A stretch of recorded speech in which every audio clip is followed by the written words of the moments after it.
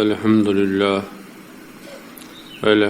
لله رب العالمين والصلاة والسلام على سيد المرسلين وعلى آله وأصحابه أجمعين. أما بعد فأعوذ بالله من الشيطان الرجيم. بسم الله الرحمن الرحيم. نحن نقص عليك نبأهم بالحق إنهم فتية آمنوا بربهم وزدناهم هدى وربطنا على قلوبهم. صدق الله العظيم. درود شریف. اللهم صل على سيدنا مولانا محمد وعلى آل سيدنا مولانا محمد. طب القلوب ودوائها وعافية الأبدان وشفائها ونور الابصار ودیائها وعلى شعبه دامن بلا. نحن نقص عليك نبأهم. اللہ تعالیٰ فرما رہا کہ ہم اصحاب کہف یا اصحاب رقیم کے قصے کو، ان کے واقعے کو حق اور صداقت کے ساتھ بیان کرتے ہیں. یہ بات کیوں کہے گی؟ حق کے ساتھ.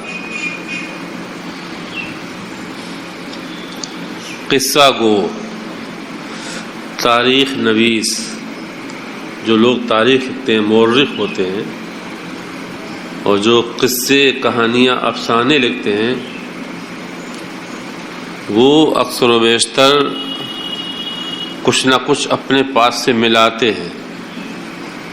تو افسانہ تو فرضی ہوتا ہی قریب قریب. ہر زمانے میں افسانہ نویس ہوئے ہیں، ابھی بھی ہیں. اور جو تاریخ لکھتا ہے اس میں بھی ایک کمزوری ہوتی ہے، قوم پرستی، ملک پرستی، مذہب پرستی، لسان پرستی، علاقہ پرستی. تو مورخ بھی جب لکھتا ہے تو وہ اور کسی علاقے کا ہے تو اپنے علاقے کے بارے میں کچھ لکھ دے گا گھٹا بڑھا کے.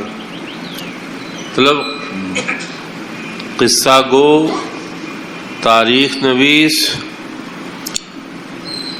جب قصے اور تاریخ لکھتے ہیں تو بہت درو گوئی سے کام لیتے ہیں.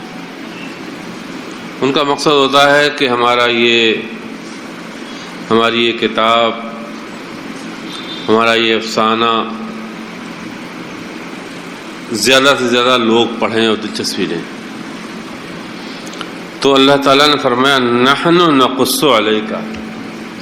ان کا ہم قصہ ضرور بیان کرنے جا رہے ہیں، لیکن اس قصے میں پوری سچائی ہوگی. قرآن کریم میں حکایتیں اور قصے بھی ہیں، مثالیں ہیں عبرت کے لیے. لیکن قرآن کریم کا ہر قصہ، ہر حکایت حقیقت پر مبنی ہے اور بہت سی عبرتوں کو اپنے ساتھ لی ہوئی. قرآن کریم کے ہر واقعے میں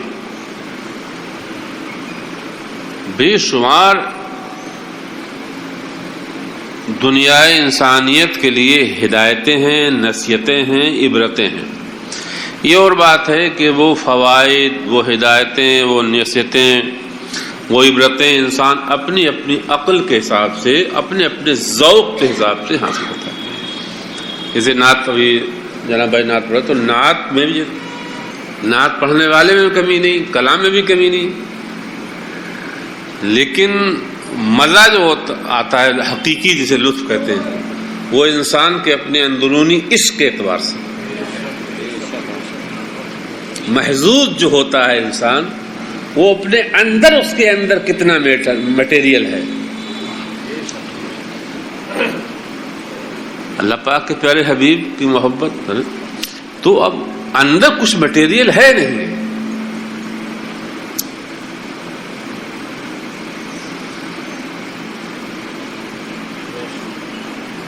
دل ہے، دل میں دلور کے لیے کتنی جگہ ہے.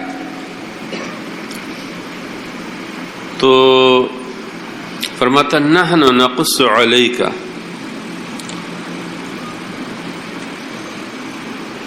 بالحق، بالحق نبہم بحق. تو اللہ تعالیٰ نے اس واقعے کو پڑھنے والوں سننے والوں کے لیے تنبیہ فرما دی کہ اس میں مکمل صداقت ہے. اور اصحاب کہف تارک الدنیا لوگ تھے یہ، حالانکہ انہوں نے، یہ کوئی معمولی لوگ نہیں تھے جنہوں نے دنیا چھوڑ دی. روایتوں میں آیا ہے یہ میں کتے کے موتورے کے 8 لوگ تھے، یہ 6 یہ، 7واں رائی چرواہا اور 8واں کتا. 6 لوگ یہ جو انہوں نے ارادہ کیا تھا، یہ 6 لوگ 6 حضرات یہ بھی کہہ سکتے ہیں کہ اس وقت کے بادشاہ کے وزیر تھے یا مذاہب تھے.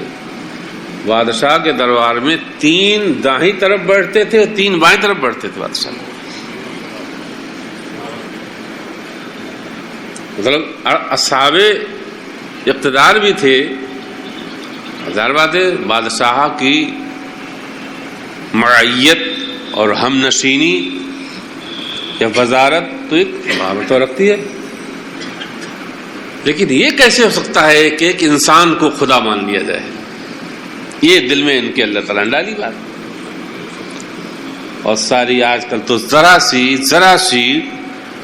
سا تھوڑے سے کسی اقتدار والے کے پاس بیٹھنے کو مل جائے کبھی کبھی تو آدمی اپنا سب کچھ بیچ دیتا. یہ اصحاب کہف معمولی لوگ نہیں تھے، اپنی قوم کے یعنی بنی اسرائیل کے اونچے خاندان کے لوگوں تھے اور بادشاہ کے مقرب تھے.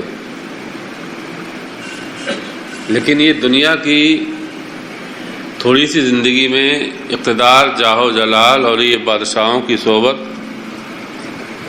انہوں نے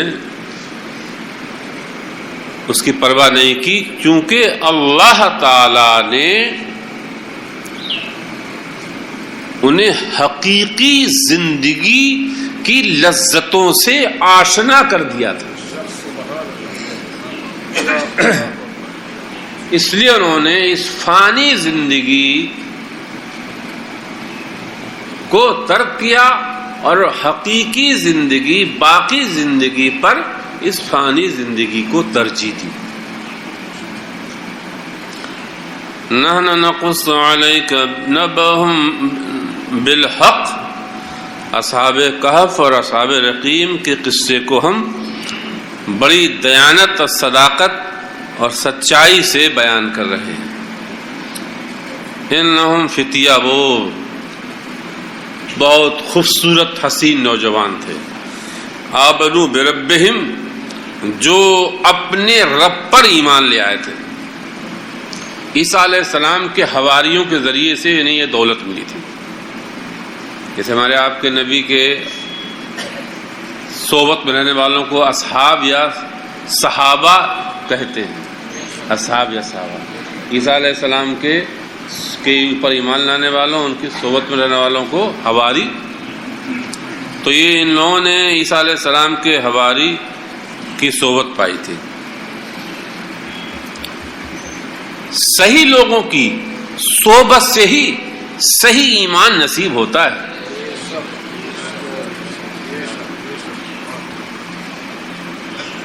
یہ کلمہ حق کہنے کی اور حق پہچاننے کی ان میں صلاحیت کہاں سے آئی؟ چونکہ انہوں نے صحیح لوگوں کی ہم نشینی اختیار کی تھی.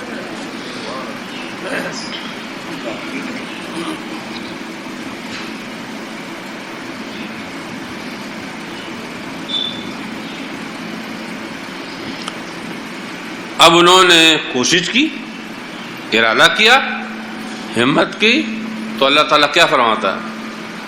وَزِدْنَاهُمْ هُدًى.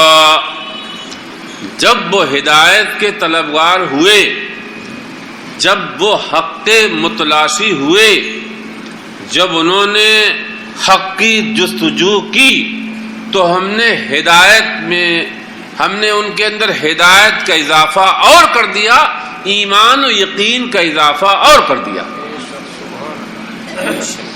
جو فطری ایمان تھا، جو ان کا کسبی یقین تھا، اللہ تعالیٰ نے دیکھا کہ یہ میرے طلبگار ہیں تو خداوند قدوس نے ان کے ایمان و یقین ایذان میں اور اضافہ کر دیا. وَزِدْنَاهُمْ هُدًى، خدا سے مراد ہے ایمان، ہم نے ان کے ایمان و یقین میں اور اضافہ کر دیا.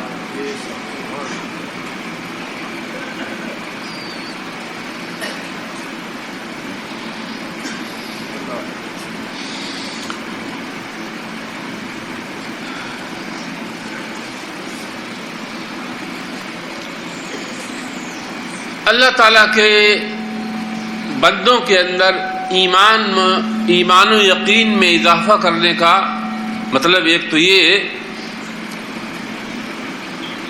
کہ ایمان پر جو انعامات ملنے والے ہوتے ہیں یا ایمان کی لذتوں کی چاشنی اللہ تعالیٰ ان کو چکھا دیتا ہے.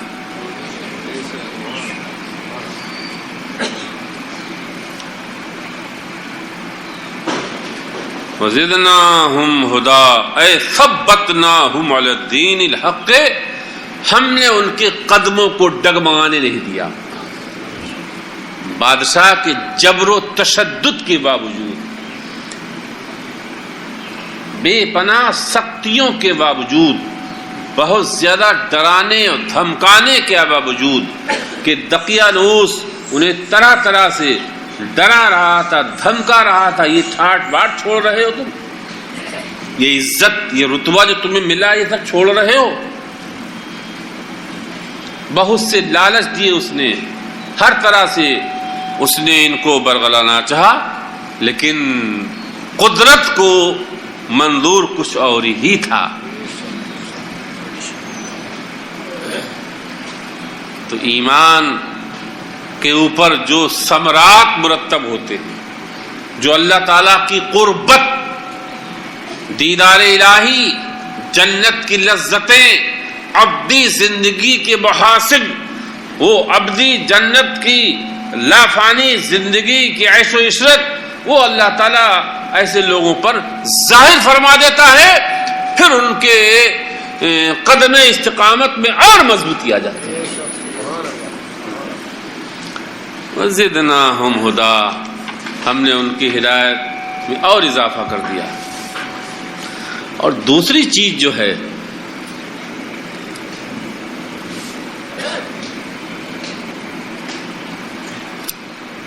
وَرَبَطْنَا عَلَى قُلُوبِهِمْ، اور ہم نے ان کے دلوں کو اپنے سے باندھ لیا. ربط معنی باندھنا بھی آتا ہے.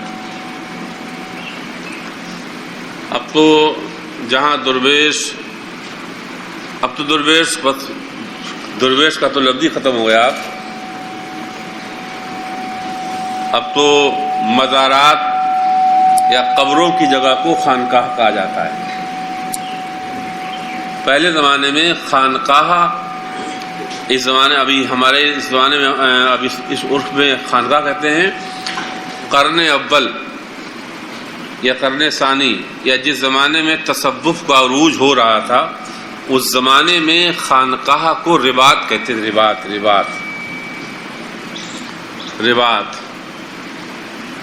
رباط کا معنی کہ جہاں پر بندوں کے دل اللہ تعالی سے جوڑے جائیں، جہاں پر بندوں کے دل اللہ تعالی سے، جو لوگ خدا سے بچھڑے ہوئے ہیں انہیں خدا سے ملایا جائے. جس جگہ خدا سے ملایا جائے اسی جگہ کو خانقاہ کہتے ہیں.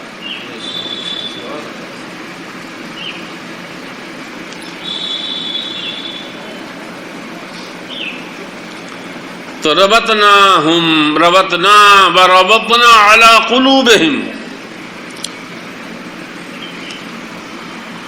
انسان خانقاہ میں جاتا ہے اپنی بیوی کو چھوڑ کر، اپنے بچوں کو چھوڑ کر، اپنے عزیز و اقارب کو چھوڑ کر. جیسے حج کو جاتا ہے تو یہ بھی ایک بڑی مشقت کی بات ہوتی ہے، 40 دن کے لیے، 1.5 مہینے کے لیے چھوڑ جاتا ہے. تو ایسے خانقاہ میں جاتے تھے تو اسی اس لیے رباط کہتے ہیں. اب انہوں نے چھوڑا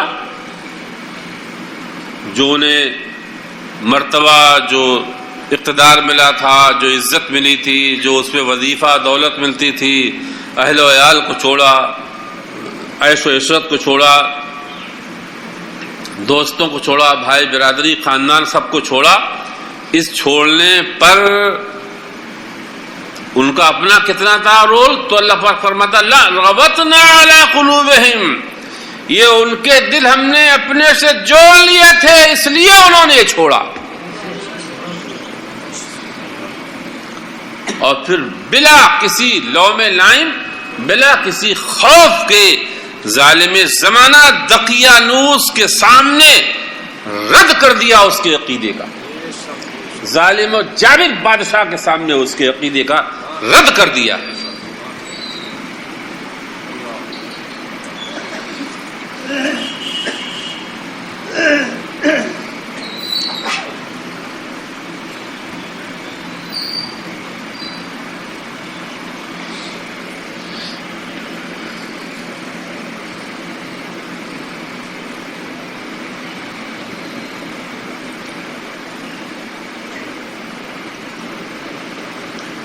انہوں نے جو یہ کام کیا تھا، یہ کام تقلید میں نہیں کیا تھا، چونکہ ان کے تو گھر خاندان اور قبیلے کے لوگ ہی سب دقیانوسی عقیدے کے مطابق ہو گئے تھے. تو یہ ایمان ان کا تقلیدی نہیں تھا، یہ ایمان ان کا تحقیقی تھا. یعنی دلیل سے ان کے نزدیک ثابت ہو گیا تھا کہ کوئی انسان جو ہے وہ معبود نہیں ہو سکتا.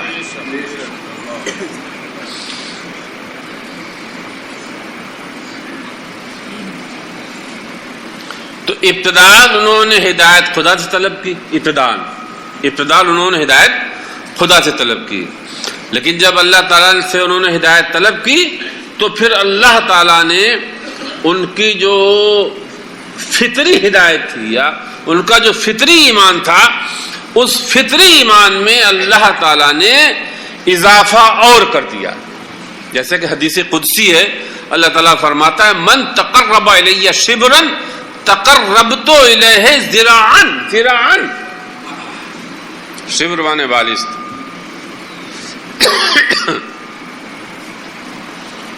تو انہوں نے جد و جہد کی تو ادھر سے کیا ملا انہیں؟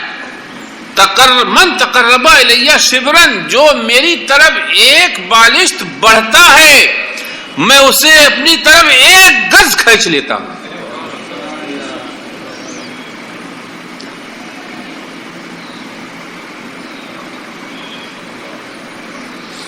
وہ خواہش کرتے تھے، وہ تمنا کرتے تھے، وہ چاہتے تھے کہ ہمیں صحیح حق ملے.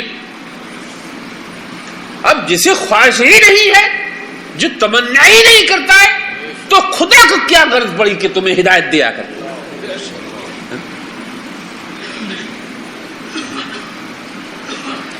سلمان پارسی کہاں سے چلے؟ تلاش حق میں کہاں سے چلے؟ کتنی جگہ بکے، کتنی مشقتیں اٹھائیں، تلاش حق میں کتنی مشقتیں اٹھائیں. جب انہوں نے چاہا تو اللہ تعالیٰ نے ان کو حق تک پہنچا دیا. وَرَبَطْنَا عَلَى قُلُوبِهِمْ، رباط کہتے ہیں ریوڑ بنے جہاں پر چوپایوں کو باندھا جائے. رباط عربی میں کہتے ہیں اس جگہ کو بھی جہاں پر جانوروں یا چوپایوں کو باندھا جائے. چونکہ ہمارا نفس جو ہے یہ سب سے بدتر جانور ہے. خانقاہ کو رباط کیوں کہتے ہیں؟ رباط کا جو اصلی معنی ہے وہ یہ کہ اس جگہ کو کہتے ہیں جہاں پہ جانوروں کو، چوپایوں کو باندھ کے رکھا جائے، رباط کہتے ہیں اس کو. پھر صوفیہ اکرام خانقاہ کو، چونکہ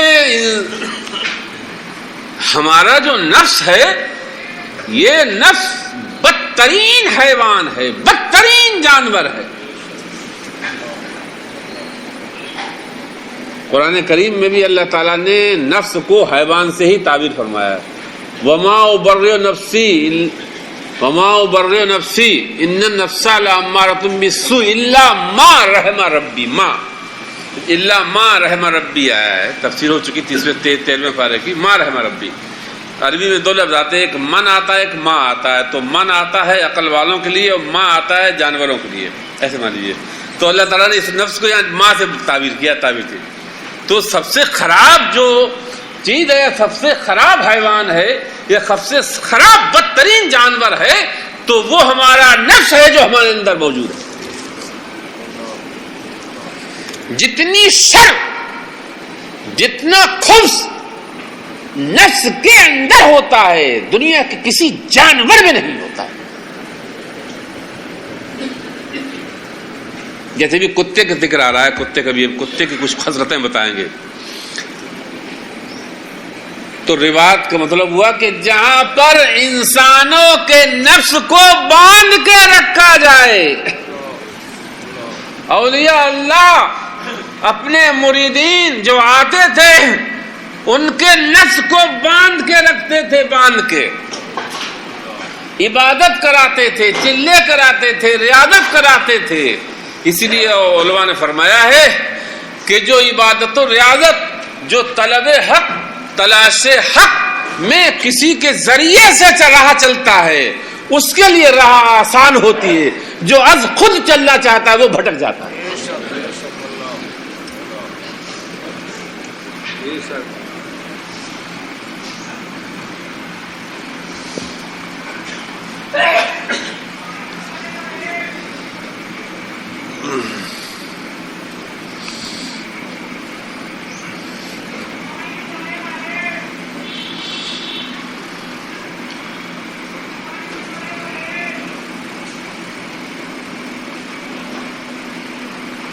جیسے اعلیٰ حضرت کا ایک شعر ہے، دل عبث خوف سے پتا سا اڑا جاتا ہے. دل عبث خوف سے پتا سا اڑا جاتا ہے، پلہ ہلکا ہی صحیح بھاری ہے بھروسہ تیرا. تو یہ دل جو ہے نا، یہ پتے طرح پلٹتا رہتا ہے. اور جب خوف و ہراس ہو تو پھر اس کی تو کیفیت عجیب ہوتی ہے. دل عبث خوف سے پتا سا اڑا جاتا ہے یا رسول اللہ. تو وہ اصحاب کہف،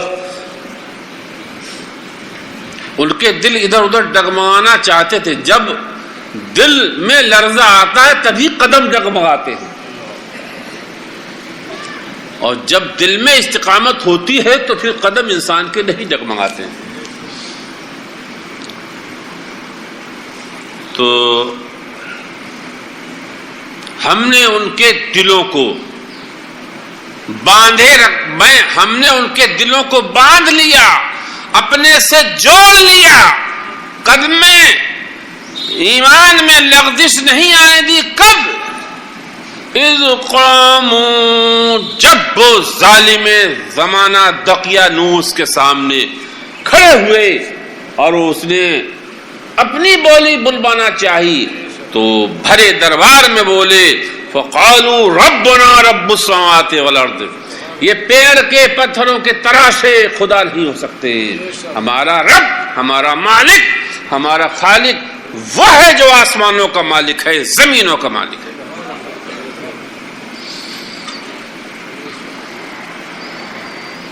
لن ندعو من دونه الہا، اور خدا کے علاوہ ہم کسی کو معبود نہیں مان سکتے.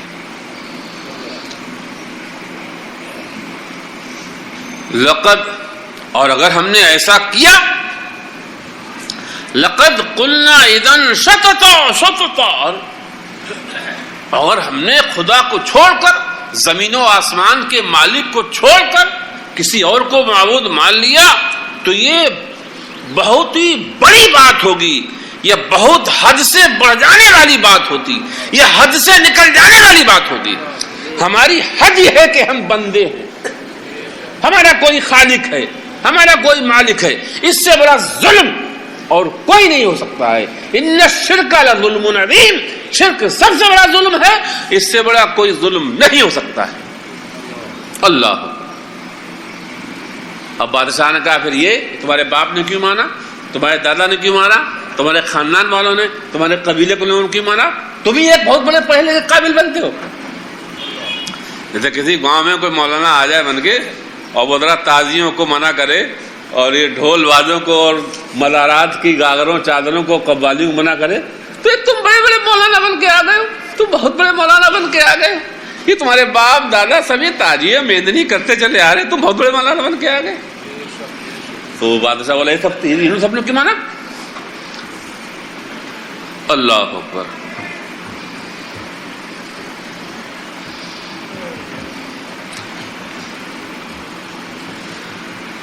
تو وہ بولے ہؤلاء قومنا، یہ ہماری قوم ہے.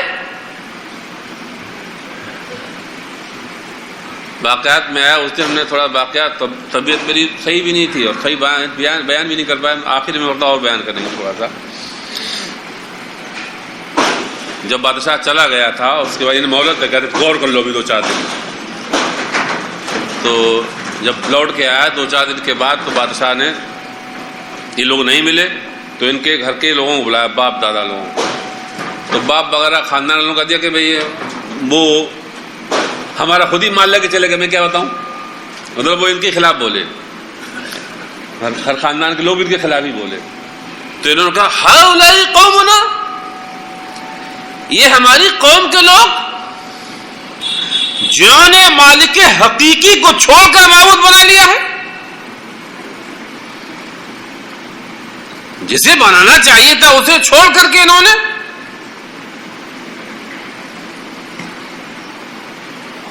اگر انہوں نے اس مالک حقیقی زمین و آسمان کے خالق و مالک کو چھوڑ کر جس کو انہوں نے اپنے تراشوں کو بنایا ہے، اس میں کوئی دلیل کیوں نہیں لاتے؟ دیکھیے یہاں پر ایک چیز، دلیل.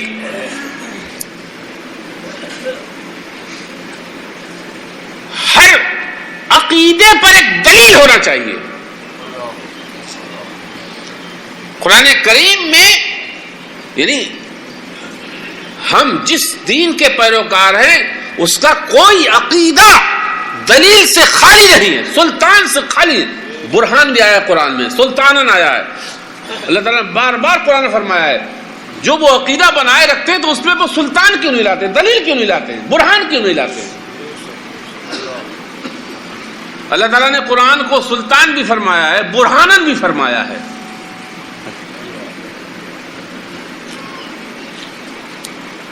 تو کوئی دلیل تو لائیں.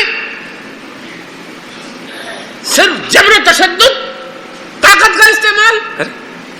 انسانیت تو یہ ہے، انسان حیوان نہیں نا.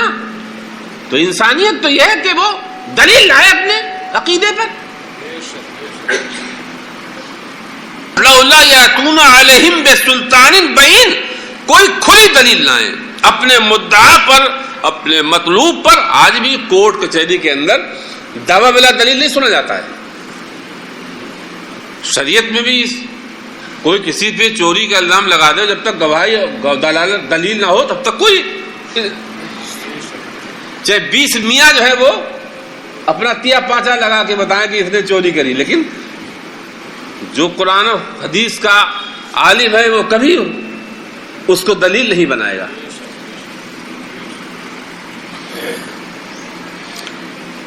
فمن اظلم ممن افترى على الله كذبا، اس سے بڑا ظالم کون ہے جس نے اللہ پر جھوٹ باندھا. خدا کے لیے اولاد ماننا، ولد ماننا اور خدا کا شریک ٹھہرانا، خدا کے لیے ولد ماننا اور خدا کا شریک ٹھہرانا، اس سے بڑا کوئی جھوٹ نہیں ہے.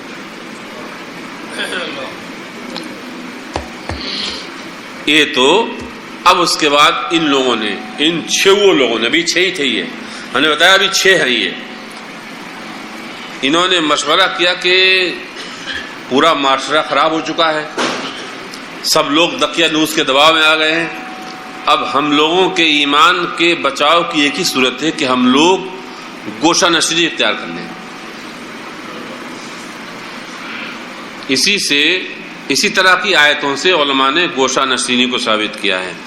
تو ان لوگوں نے کہا اب جب سماج میں رہنا مشکل ہو گیا ہے اور اپنے ایمان کی حفاظت بہت مشکل نظر آ رہی ہے، تو اب کیا کیا جائے؟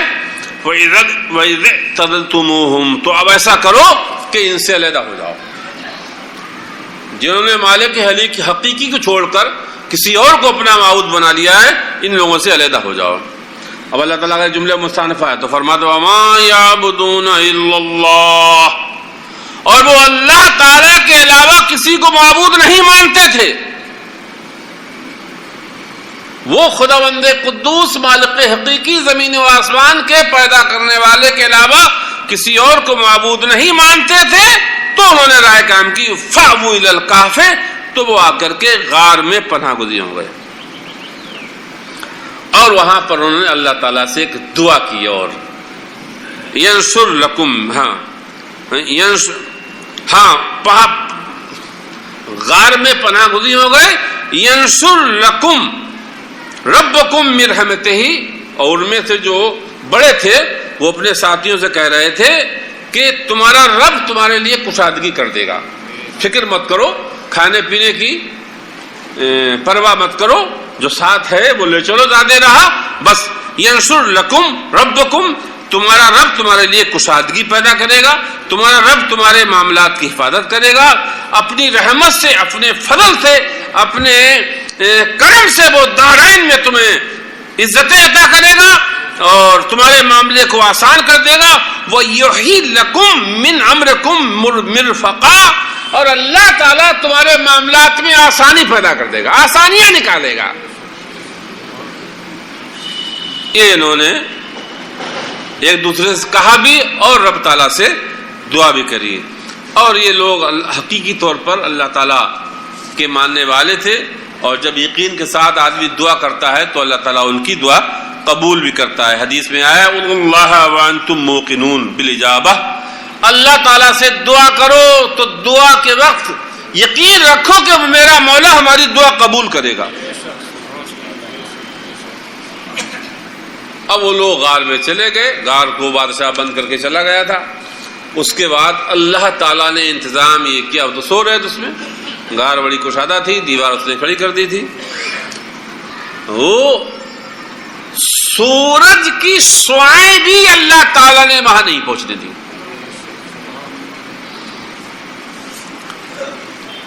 تو اللہ تعالیٰ فرماتا بَتَّرَ الشَّمْسَ إِذَا طَلَعَتْ تَزَاوَرُ ذَاتَ الْيَمِينِ وَإِذَا غَرَبَتْ تَقْرِضُهُمْ ذَاتَ الشِّمَالِ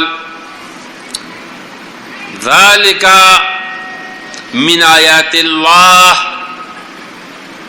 مَنْ يَهْدِ اللَّهُ فَهُوَ الْمُهْتَدِ. وہ اپنے آرام سے وہاں گئے خدا پہ بھروسہ کر کے. خدا بند قدوس نے ان کی آنکھوں پہ نیند ڈال دی، یعنی انہیں سلا دیا.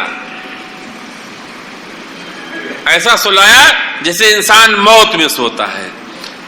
تو اللہ تعالیٰ خطاب فرماتا اپنے حبیب کو، یہ واقعہ سنا رہا وَتَرَى الشَّمْسَ، اور پیارے حبیب یا یہ قرآن کے پڑھنے والے، تو سورج کو دیکھے گا جب طلوع ہوتا ہے تو ان سے گھوم جاتا ہے، مڑ جاتا ہے.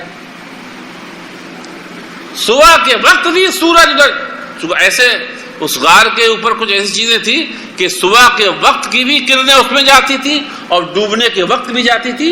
تو اللہ تعالیٰ فرماتا ہے کہ ہم نے سورج کو یہ حکم دے دیا تھا کہ طلوع کے وقت بھی سورج وہاں سے مائل ہو جاتا تھا، ان کی غار سے دائیں طرف مائل ہو جاتا تھا، اور جب ڈوبتا تھا تو ڈوبتے وقت بھی بائیں طرف مائل ہو جاتا تھا. ذالک من آیات اللہ، یہ اللہ تعالیٰ کی نشانیوں میں ایک بڑی نشانی ہے کہ اللہ تعالیٰ نے ظالم زمانہ دقیہ نوح سے تو حفاظت فرمائی اور سورج کی کرنوں سے بھی ان کی حفاظت فرمائی تاکہ چین سے میرے پرستار، میرے چاہنے والے سوتے رہیں. جب تک ہم چاہیں تب تک یہ سوتے رہیں.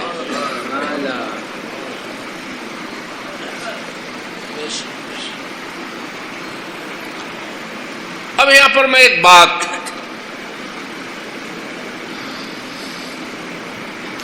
اللہ تعالیٰ نے ان کے دل میں تو از خود یہ ڈالا تھا، عنایت ربانی نے، رحمت الہی نے انہیں اپنی طرف کھینچا تو یہ کھنچ گئے. لیکن علماء نے فرمایا سنت الہیہ یہی ہے، عادت الہیہ یہی ہے کہ اللہ تعالی دنیا میں انسانوں کو ہدایت انبیاء اور رسول کے واسطے سے یا ان کے نائبین کے واسطے ہی سے دیتا ہے۔